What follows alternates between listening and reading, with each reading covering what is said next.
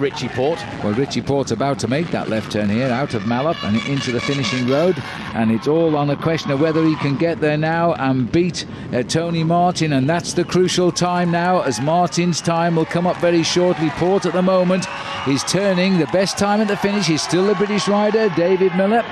No British rider has won this event since 1994, and that was Chris Borden. Miller did, and later confessed to drugs and was disqualified, of course. Now he's back and very much clean, which is good for him. This is a good result for Miller. But Porte is heading up towards the finish. Grits his teeth, sees the time. He's got to get in before 59.21. He is not going to do that. It looks as though Richie Porte will finish in 4th place in the World Championship as he drops into 3rd for the moment. But Cancellara is still to come. Yeah, but what a ride by young Richie Porte, Phil, because he's one of the few riders who's gone inside of the 1 hour mark.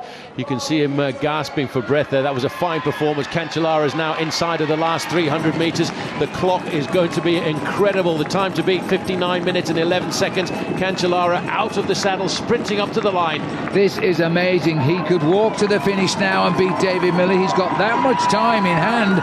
This is going to be an unbelievable ride. Fabian Cancellara is about to become the World Time Trial Champion for the 4th time in his career as he hits the line, 4 fingers in the air, an incredible time, and a winning by 1 minute and 2 seconds. That is incredible. Well, Phil, his average speed at the end of the first lap was 47.4 kilometres. And now this man hardly slowed down at all because his finishing average speed was 47 kilometres dead. Well, as he's welcomed and congratulated and makes his way through to the area for the presentation, Fabian Cancellara, for a while he wasn't going to come to Australia, but he changed his mind, and he did.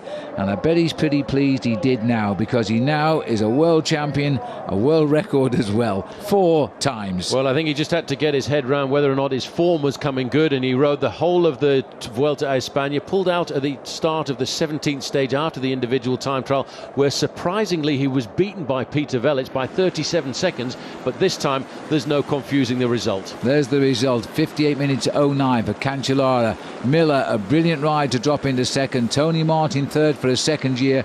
Richie Porte will have to go with that 4th place, along with Michael Rogers in 5th.